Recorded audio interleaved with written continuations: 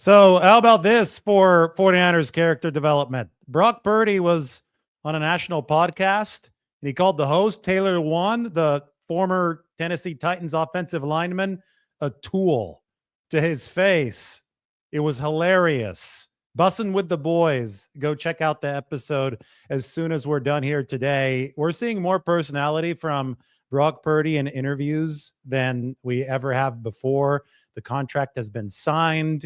He's obviously an established veteran in this league, but Taylor Lewan didn't have the nicest things to say about Brock Purdy a couple of years ago in 2023. He had already apologized to Brock back in 2023 ahead of the Super Bowl. This was around the time that the 49ers had the 3-game losing streak going. Will Compton, the second host on the show, it's Taylor Lewan and Will Compton brought up Lewan's old quote, and apparently Purdy had never heard the quote from 2023, criticizing him during the 49ers losing streak. And Brock just kind of laughed it off, and it was one of the funniest Brock Purdy moments that I'd ever seen. He just said, "Wow, you're a tool," to Taylor Lewan. Obviously joking. They shook hands. There was nothing malicious about it. I just think that it is very, very noteworthy that Brock Purdy has gone on this interview tour over the offseason. Hadn't been quite as buttoned up as before. We're getting to see some of that wry sense of humor from Brock. He still is in his mid-20s, still a young quarterback, still has probably the vast majority of his career in front of him, but we are definitely seeing him grow in the public-facing role into a true franchise guy for the 49ers. I mean, a lot of good stuff on the interview today. He, besides calling Taylor Lewan a tool, which everybody thought was funny, he talked about, Brock did, the fact that Kyle Shanahan played a little bit of a prank on him his rookie year, right at the end of training camp, ahead of the roster cut down. Guys started to be cut. And, you know, if you talk to old school 49ers players, even guys now, but the guys back in when they had the Redwood City facility, so this is back up until 1987, 1988, tiny little facility at Red Morton Park in Redwood City. You talk to some of the 49ers greats. They would talk about roster cut down day, and they would talk about the Grim Reapers. Were guys, 49ers staffers, who would come down into the locker room and would essentially tap the players who were about to be cut on the shoulder. And they said, "Hey, come up with me to either Bill Walsh's office or John McVay's office." John McVay was the 49ers general manager at the time. And those guys they were called the Grim Reapers because they were bearers of bad news. It usually meant the death of that particular stint on a football team. Well, the 49ers these days, they do something similar around roster cutdown day. They'll send a staffer down into the locker room. He will grab the player to be cut, and he takes the player up to either Kyle Shanahan or John Lynch's office where they get the bad news. So back in 2022, after Brock Purdy had been selected at pick number 262, after he had gone through the 49ers offseason program, and after he had gone through training camp, Kyle Shanahan decided that he wanted to keep Brock on the 53-man roster. But he also wanted to scare Brock a little bit. So Kyle Shanahan himself, after the Grim Reapers had already started going around telling players to go up to the office, Kyle Shanahan himself went into the QB room where Brock Purdy was with Brian Greasy. I'm sure Jimmy Garoppolo was in there. I'm sure that Nate Sudfeld was in there. I'm just thinking back to that season in 2022. And of course, Trey Lance was on the 49ers at the time, but obviously that season ended up going to Jimmy Garoppolo because Trey Lance was hurt very early on, and then Brock Purdy became the starting quarterback. This was when Brock Purdy was way further down on the pecking order. Kyle Shanahan entered the QB room. Kyle said, "Hey, Brock, pack up your bags. Come with me to my office," because Purdy had already been attuned to all the players getting summoned to the office to be cut. His heart started racing. He thought he was going to be cut. Starts grabbing his stuff. And Kyle Shanahan says, "No, I'm just kidding. You made the 53-man roster." And I'm sure they shared a hug, and I'm sure there was a celebratory moment. So Kyle Shanahan made Brock Purdy think that he was going to get cut in 2022. Purdy also shared on this Bussin' with the Boys podcast the first moment where he really started to get a sense that his teammates were believing in him. He overheard Fred Warner telling Trent Williams before the 49ers' first preseason game in 2022, that was against the Packers. Fred told Trent, I really want to see this Brock Purdy kid play tomorrow. And then Purdy obviously delivered a good game against the Packers. And then he delivered a good total preseason for San Francisco. He ended up making the team, even though Kyle Shanahan scared him. Lance got hurt. Jimmy Garoppolo got hurt. And Brock Purdy was QB number 3. The rest was history. It led to him getting a deal with Toyota. Toyota gave him 10 trucks, 10 Toyota Tacomas to give to his offensive linemen in 2023. One of the big questions on our minds was, did Trent Williams ever get a Toyota Tacoma? Did he want one of those Toyota Tacomas? Because we know that Trent probably had zero need for a new pickup.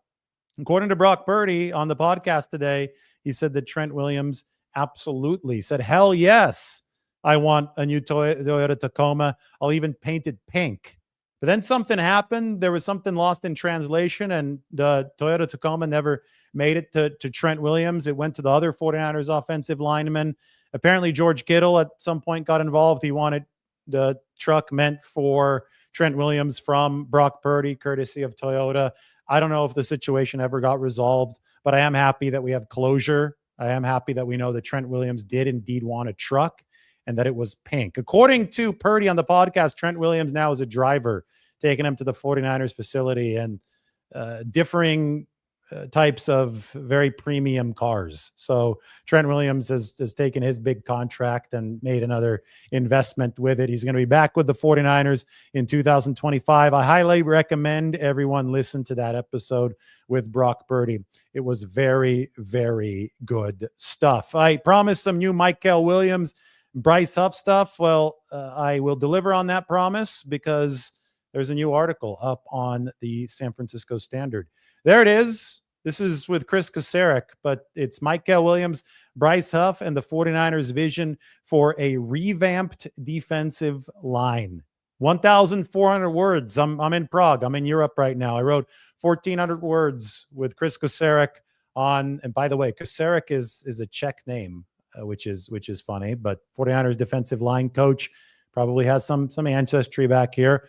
But talk to him, and a whole lot of good intel from Chris Kasarik on what he anticipates moving forward from this 49ers defensive line. The main thing that I gleaned from what he had to say, this is a new look unit, right? This is 3 new starters if the 49ers have their way, 4 new rotational players with Bryce Huff filling in there in nickel spots.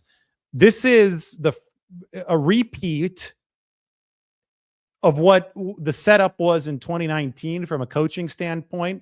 That was when Chris Kasarik showed up and joined Robert Saleh. So it was Saleh as defensive coordinator and Chris Kasarik as defensive line coach. There's been an inversion this time. Saleh has returned.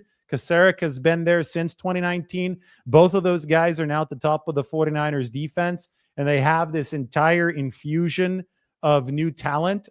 But based on what I gathered from Chris Kasarik, and this is also from what we gathered speaking to Robert Saleh, the 49ers really want to recreate the dynamic that 2019 brought to the table. And how are they going to do that? Well, they're going to allow Chris Kasarik to run the wide 9, and they're going to allow Chris Kasarik to develop intriguing, creative matchup advantages up front, utilizing adaptability of his defensive linemen. So Mykel Williams, for example, somebody who played from the 9 technique all the way down to the A gap at Georgia.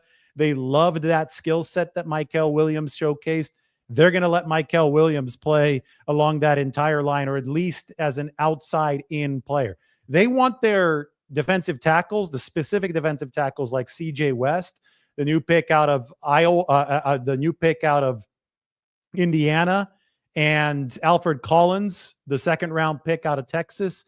they want those guys to be interchangeable as well. Sure, you'd rather have CJ West at more of a one technique position. You'd rather have him lined up to clog the run at all times.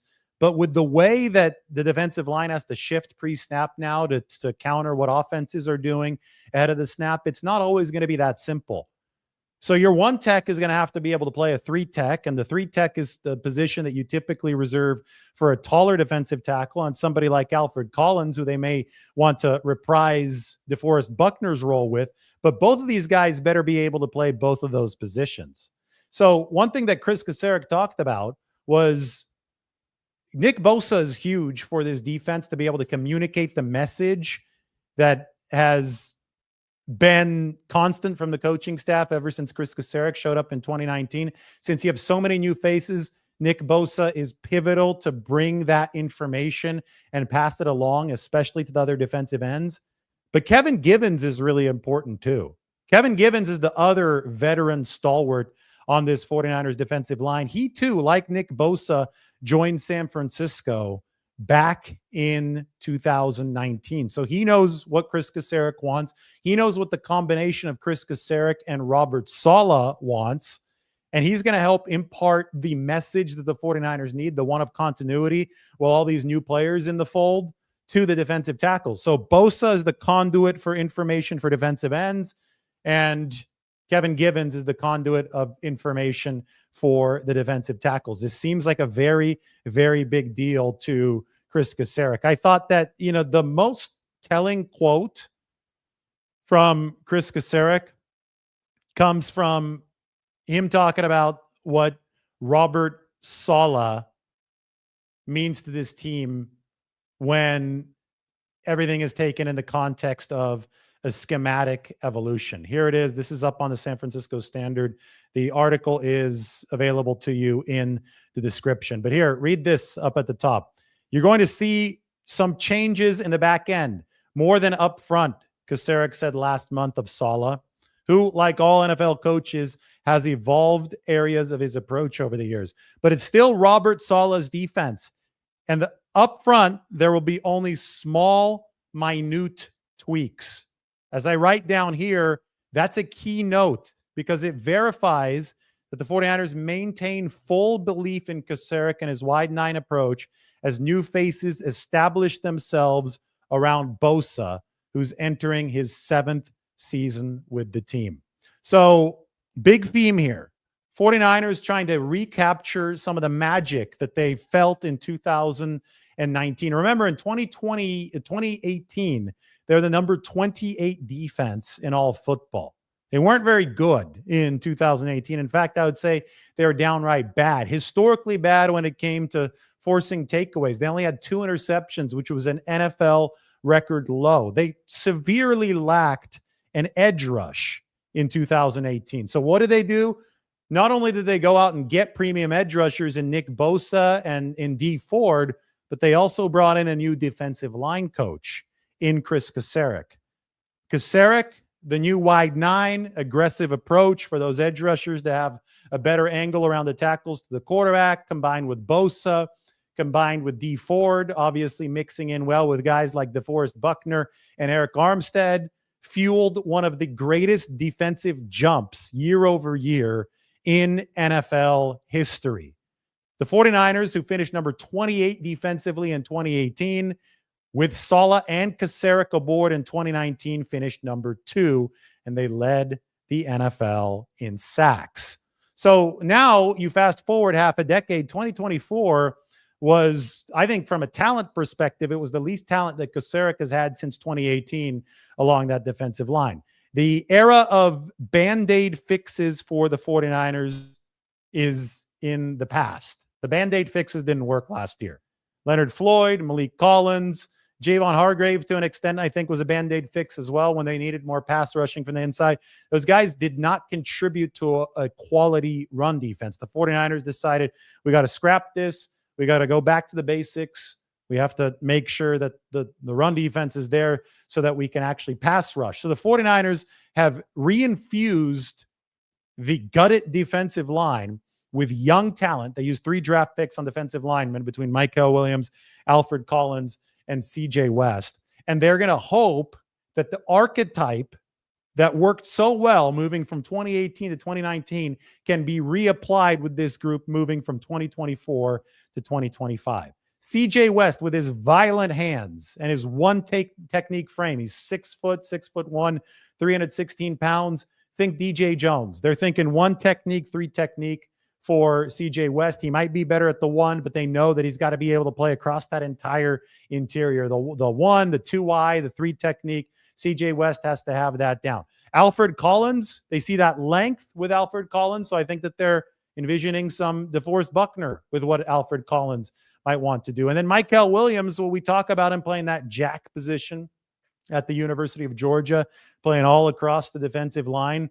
Well, in 2019, when Chris Kasarik showed up, he made absolutely sure that Eric Armstead would be able to showcase his versatility across the entire defensive line. So Armstead was an edge guy on base downs.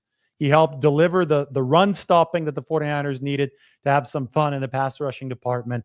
Then they kicked him inside, and he worked against some of those guards. By the time that the playoffs rolled around, the 49ers got so creative with their adaptability and their outside in rushing. We even saw D Ford working against tackles or against offensive guards for the 49ers once the playoffs came. They just left Minnesota dizzy at the end of that playoff game in the divisional round back in the 2019 season. And just look to see what Chris Kasarik said about the 49ers trade acquisition, Bryce Huff, in my article, because I thought that this brought back some memories of 2019.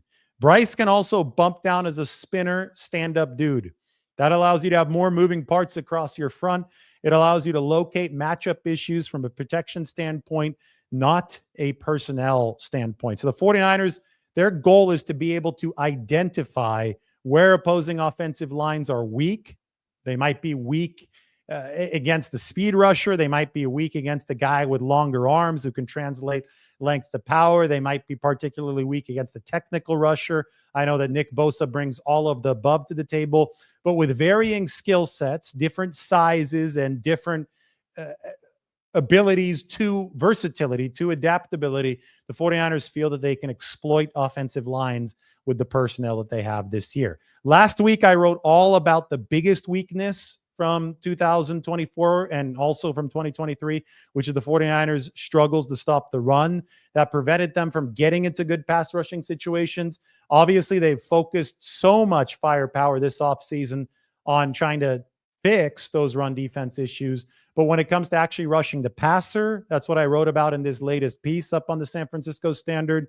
I think that they really believe that they have the adaptability that they haven't had in years. They've been trying and striving for that sort of adaptability, but they haven't been investing as much as, or they hadn't been investing as much in the defensive line. In fact, between 2019 and this past season, this NFL draft in 2025, 49ers did not use a single first-round pick on an edge rusher. The highest pick that they used on an edge rusher between 2019 and 2025, which is over half a decade of time, was on Drake Jackson, who wasn't picked until the bottom of the second round. So over time, the talent that Chris Kasarik was working with atrophied, it diminished, and the 49ers found themselves looking for Band-Aids at the edge rusher position opposite Nick Bosa season after season. They were also looking for Band-Aids at defensive tackle because they obviously were bleeding some talent there, first with DeForest Buckner being traded away, then with Javon Kinlaw fighting through all of those injuries, and then, of course, with Eric Armstead being cut after the 2023 season. So it's been Band-Aid, Band-Aid, Band-Aid for the 49ers, and at the 2024 point, the defensive line was unrecognizable when compared to the dominant units that the 49ers had seen from 2019 to about 2022, maybe even into 2023. But I think even by 2023, they were in Band-Aid mode. They had a trade for Chase Young, didn't exactly work out because of some of the run defense issues for San Francisco. They also traded for Randy Gregory that season. I mean, it just wasn't a great situation for the 49ers. They decided that they just needed to scrap that strategy. this 2025 offseason, press the reset button, bring youth in, start developing guys from the ground up. And there's a lot in common with 2019, which is already 6 years ago, when Kosaric arrived to join Sala, when Bosa arrived, when D Ford arrived. Well, this year you've got a bunch of draft picks joining the team. And hey, Kevin Givens arrived in 2019 as well. But you've got a bunch of draft picks joining the team. You've got Mykel Williams in that same first round slot as Nick Bosa. You've got another guy in Alfred Collins, and you've got yet another guy coming in the first 4 rounds in CJ West. And you find a way to make it work with those guys, plus Bryce Huff. Add it later in the process, but still one of the 4 new names up front who are expected to get big time playing time for the 49ers. All right, so a lot of great stuff. I've sat here talking for 20 minutes. I'm ready for some of your questions. Go ahead and check out the article. It is available up on the San Francisco Standard in the description. You can see it right there. You can see Prague behind me right here. We're taking a little bit of rest from our crazy travel schedule. So we're back in the apartment. Right, brother. The Prague burger game is absolutely on point. I got to drink a little bit of water. And then I'm going to show you something really, really good. Yes, and Mike, we will talk about the NFC West. We're going to zoom out, talk. I mean, everything is, I think the 49ers are going to win the NFC West this year. That's my long story short. TLDR, too long, didn't read. But we put Mike put Matthew Stafford and Mike put Kyler Murray up on that thumb. It's funny how Sam Darnold is kind of the forgotten man now in the NFC West. I don't think Sam's a bad quarterback. So I think that's going to make the division a little bit more interesting with a little 49ers flavor to go with it. But the 49ers are favored to take the division. And one of the reasons that you can consider their favorite standing to be legitimate is that Brock Purdy has definitely grown into his own skin here at the NFL level. I mean, this was a guy that was ready for lights, camera, action from essentially day one, going back to the game against the Miami Dolphins where he replaced Jimmy Garoppolo after Garoppolo broke his foot. I mean, in the huddle in the second game, he told George Kittle to shut I can't say the actual word. He told George Kittle to shut up. I mean, he commanded the huddle. Everything was of highest leadership competence for Brock Purdy from the very get-go. But now that he's established as the franchise guy, officially paid as the franchise guy, the fact that the public-facing demeanor is clearly more comfortable than it was over the course of the past couple of years just shows a natural, healthy progression. And I really do think that this next season could be a special one for Brock Purdy. Bill Barnwell, I like Bill Barnwell's stuff. Ranked NFL teams playmakers, tight ends, running backs, and wide receivers. He ranked the 49ers number 4. So obviously Purdy's going to be working with that. Purdy, one of the top quarterbacks in the game in his own right. He still has a lot of weapons, even with Deebo Samuel gone. And boy, that defense for the 49ers going to look different, but that's why I wrote about it, because it's going to be exciting stuff for San Francisco, trying to bring back some of that magic of 2019 with Robert Saleh back in the fold. All right, how about this? I told you guys that the Prague burger game is on point. This is what they served me today at a place called Dish. And I thought Margot's burger was even better. It was like a goat cheese with fig jam. I don't think it looks quite as good as mine. I got the double, but hers might have been better. Garlic fries, sweet potato fries, unreal. Really, really satisfied. If you're ever in Prague, go to a place called Dish. We're gonna probably do a whole video featuring the burgers in this city. They're known, like Anthony Bourdain once said, that Prague was the land that vegetables forgot. And now, that focus that they had of all these village style roasts and all that, but the focus on meat here has embraced American versions of high protein dishes like the burger. And we've been to like 2 or 3 places at this point, which have made absolutely amazing double cheeseburgers. That was the dinner break. That's why it took me so long to go live today. A meet and greet in Visalia. Who votes for a meet and greet in Visalia? Give me a thumbs up. I'll be happy to do it.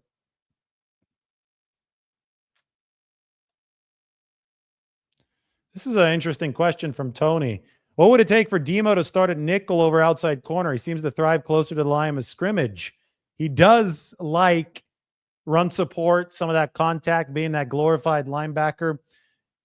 If Trey Brown wins a regular job for the 49ers, he's the new cornerback acquisition. He was with the Seattle Seahawks in the past. If he wins a job, he'd be an outside guy, and he would be kind of like the Isaac Yadam of 2025. And that would keep Diamondo Lenore in the same role as 2024. He'd be moving inside in those nickel situations, and Trey Brown would be on the outside.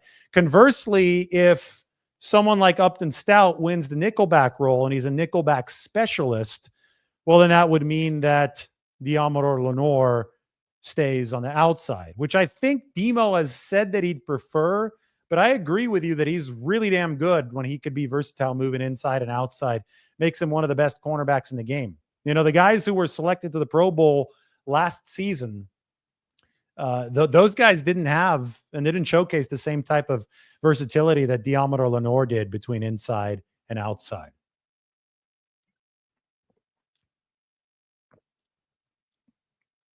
No updates yet on the Collins contract. That's something that I think deadline pressure is going to be necessary for. I'm sure that he'll report to training camp just like the others. I mean, most of the second round picks, all but two, have not signed those deals because the top two guys signed fully guaranteed deals, which went against the grain of the collective bargaining agreement. Only fully guaranteed money guaranteed by the CBAs in the first round. So I think that deadline pressure is what's going to spur along the rest of the round. And rookies are going to report in a week on July 15th. And then we're going to have veterans report in 2 weeks on July 22nd. So the veteran report day is the day ahead of the first practice. So basically tomorrow is 2 weeks out from the first practice. And that's when the 49ers would really, really like to have Alfred Collins signed so he could partake in that first practice of training camp.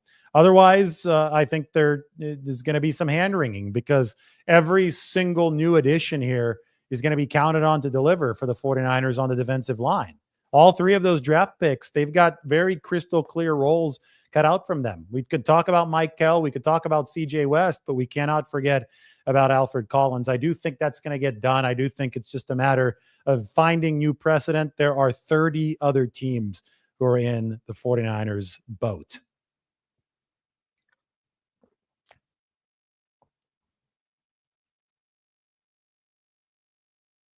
Mike has it well. 49ers need more teams to sign their second round pick for the entire round of players to sign. There are still 30 second rounders unsigned. That is correct.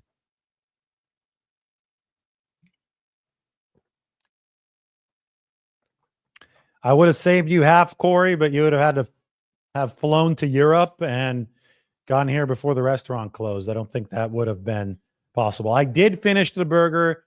I was telling my wife and about the time that I sat down at In-N-Out Burger. This was probably about 15 years ago. And I took down 2 4x4s, 2 orders of fries, and 2 vanilla shakes in one sitting.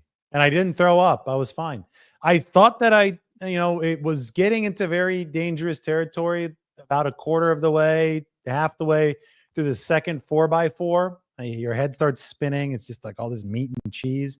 But then I just broke through the wall, right? And it was cruise control on the way home. And I felt a little bit full. Now, the thing is, I did that when I was like 21 or 22 at most. And I'm not doing it now. Not doing it now well into my 30s.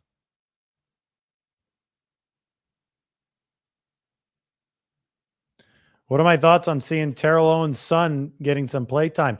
He's part of this competition where, I don't want to call it a free-for-all, but there are snaps to be won here.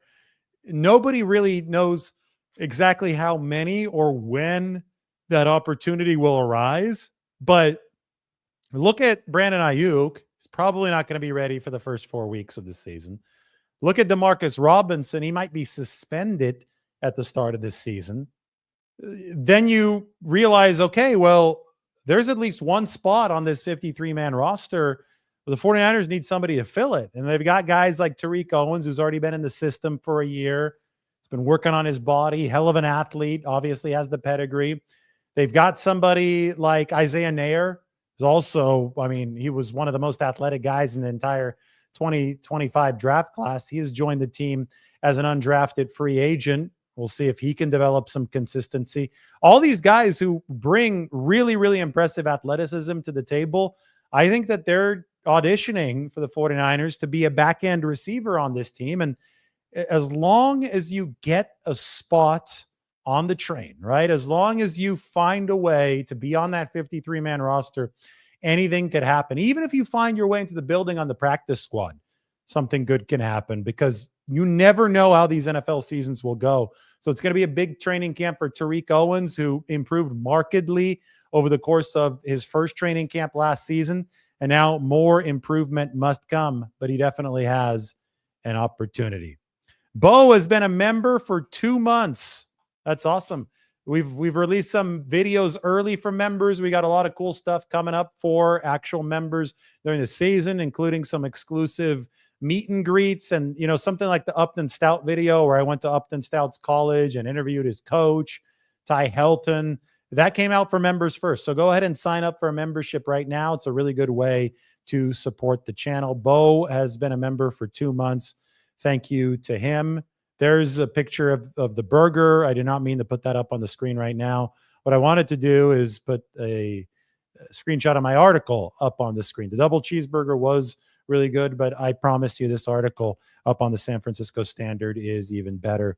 You can go ahead and click on the description, sign up for the Standard, sign up for membership on the channel. That's your best way to support. Guy Haberman interviewed Brent Jones, who I've seen at 49ers training camp. Brent Jones sees shades of Joe Montana in Brock Purdy. He processes fast and gets rid of the ball and is accurate.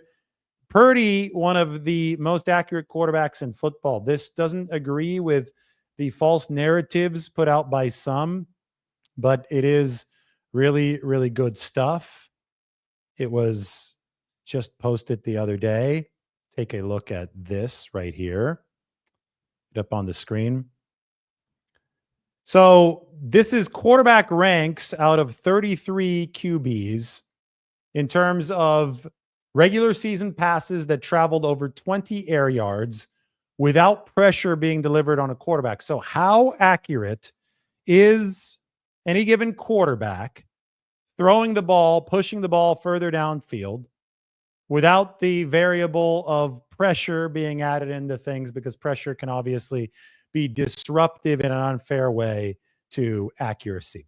So Brock Purdy, percentage of throws targeting his first read downfield, 94%, ranks number 5 of 33 quarterbacks, which I think Kyle Shanahan likes. He's executing the offense the way that he is meant to do it. Here is the 2 most important and I think the most impressive numbers for Brock Purdy.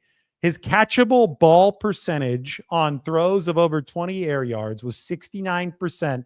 That ranked 4th out of 33 quarterbacks. His off-target throw percentage, which is just the remainder, catchable ball percentage is 69%, off-target percentage 31% to add up to 100%. Only 31% on off-target percentage. That's also in the top 5 of all quarterbacks. So Purdy threw and has thrown extremely catchable footballs and has a very low rate of off-target throws when he's pushing the ball over 20 yards downfield. So Brent Jones says that he's very accurate. Brent Jones would be correct. The data confirms that Brock Purdy is indeed a very accurate quarterback. Yep, he's pretty good for a noodle arm, like people are always saying. Those are some of the most ignorant takes on the internet, and they're proven wrong time and time and time again. We've got a lot of data, a lot of facts on the side of truth in this situation. Mike says that we haven't seen the best of Brock Purdy yet. I would have to agree. I mean, the thing with Purdy that I think is the most important piece of information here. If you're looking for an overarching variable that will help you predict what's going to happen moving forward, he's 25. He's still 25 years old. Tom Brady played until 40 plus. Steve Young, even though he had a lot left in the tank, but he retired due to the concussions. His last year was at 38, right? I think he retired at 39, but last full year was at 38 for Steve Young. That's a full decade plus. That's like 13 years ahead of where Brock Purdy currently is age-wise at 25. So in the large scheme of things, Purdy is just getting started. And a lot of people try to treat him like he's some 36-year-old veteran. And that is just not the case. He is a 25-year-old who just signed his first big contract in the NFL. He also did retire Tom Brady. First career start for Brock Purdy was the first time that for Brock Purdy was the first time that Tom Brady was on the losing end against a rookie quarterback in his long, illustrious career.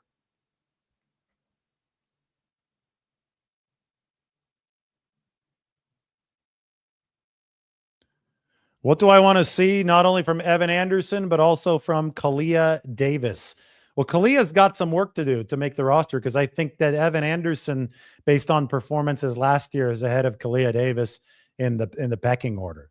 Kalia, a lot of explosiveness in that body, former stack linebacker in college, crazy positional transformation, but he's got to be rigid against the run and he's got to make some plays in the pass game. Period. I mean, it's time to put up or shut up for Kalia Davis. That this is a big training camp for him. Evan Anderson was a good pass rusher his first year, considering the fact that he came from undrafted free agent status. He's got to continue working on his body. Chris Kasarik thinks he's ready to take another step. That's one of the things that Chris Kasarik talked about. The article is up on the San Francisco Standard. But continue working on your body if you're Evan Anderson. Continue just chiseling, getting rid of some of that useless fat, putting it into some strength. Of course, as a guy who's going to play at one of those interior tackle techniques, you're not going to want to be too light. You're going to have some heft to be able to anchor the way that you need to anchor down against some of these rushing attacks, but you could still constantly work on becoming more athletic. Aaron Donald showed us that truth more than anyone. He played that defensive tackle position late in his career, probably at 260 or 265 pounds. I know that Evan Anderson is not that same position of player, but he's still playing on the interior, and the 49ers still want him to be in a little bit better condition than he was as a rookie. And I think that constitutes the next step for Evan Anderson.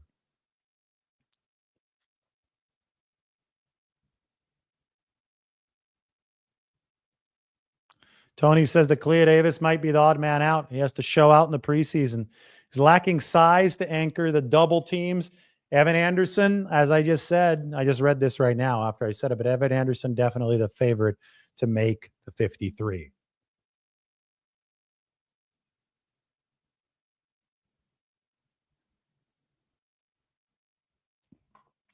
Mike says he's got some good video of Evan Anderson. Maybe we could play that. He's going to dig it up for us. Here it is. Let's take a look at Evan Anderson working out for the 49ers. He's there with Alex Barrett, who currently I do not believe is on the roster. Barrett's been on the practice squad since 2019.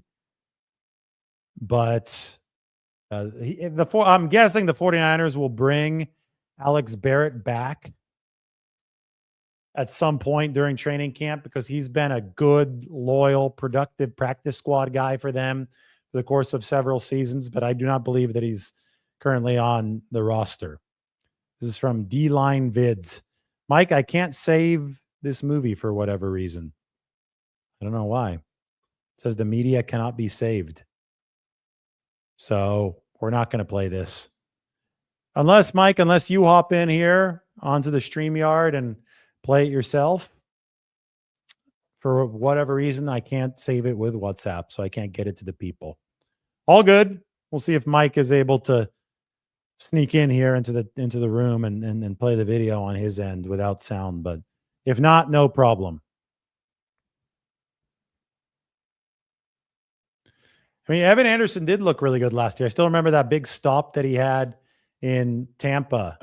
That was huge for the 49ers. That was a third or fourth down. It was a third down stop, and it forced Tampa to settle for a field goal with less than a minute left. And then Brock Purdy was able to drive the 49ers into game-winning field goal range. That was a clutch play from Evan Anderson, one of the bright spots for the 49ers in an otherwise very, very difficult 2024 season. All right, we have the video. We have the video. Mike has re-exported it. D-Line Vids has video of Alex Barrett and Evan Anderson working out. Oh, some nice core work. There's Evan Anderson. You can tell that really stout body for Evan Anderson, right? 320 plus pounds. He did that big cannonball into the pool after the 49ers gave him $280,000 guaranteed as an undrafted free agent. But he just moves with real quickness for a 320 plus pound frame. Because Alex Barrett is a defensive end. Barrett in the black shirt. Evan Anderson's in the lighter shirt here. So remember that Alex Barrett is playing a position where much more nimbleness and just lightweight is expected. It looks like Evan Anderson's moving just about as well as Alex Barrett, despite the fact that he weighs a whole heck of a lot more than Alex Barrett. So this gives you a good idea of Evan Anderson's athleticism. He really can move, and might not look like it when you first see him. Might look like this is going to be a little bit more of one of those stodgy guys in the middle of the defensive line, maybe be a fire hydrant against the run. But his strength for the 49ers last year came as a pass rusher. He was better rushing the passer than he was stopping the run. He had a big run stop there against Tampa Bay. But Evan Anderson is a player who's got some juice in the pass rushing department. And, one thing where an aspect where I believe the 49ers are a little bit lacking is pass rushing prowess from the defensive tackle spot, right? Armstead's no longer on this football team. Javon Kinlaw is no longer on this football team. DeForest Buckner is no longer with them. Malik Collins is gone. He was a plus pass rusher last year. Javon Hargrave, they gave him big money to be a plus pass rusher. 49ers have emphasized run defense to such an extent that they've let a lot of pass rushers walk out of the building. So at defensive tackle, they don't have any real established pure pass rushers. Evan Anderson was better pass rushing than at run defense last year. So there's a glimmer of hope there. But I think if there's a spot where you're like, okay, boy, the 49ers need some juice, maybe even at the trade deadline, if things are going well for them this season, the defensive tackle position, as far as just looking at it through the lens and through the context of pass rushing, is somewhere where they might have a little bit of a deficiency. So there is an opportunity there for Evan Anderson to really make a name for himself. Do I think that Darrell Luter Jr. makes the football team? I think so. I think that there's big time frustration from 49ers fans when it comes to special teams and the fact that Luter's been involved in a couple very unfortunate plays in that phase of the game. But he's been in the system for a couple years. He's a long, strong cornerback. He does have special teams ability. And they've got a bunch of young guys at corner. I mean, it's definitely a revamped room. I definitely think that he has an inside track to be one of the 49ers reserve corners, just as, especially with Robert Saleh back.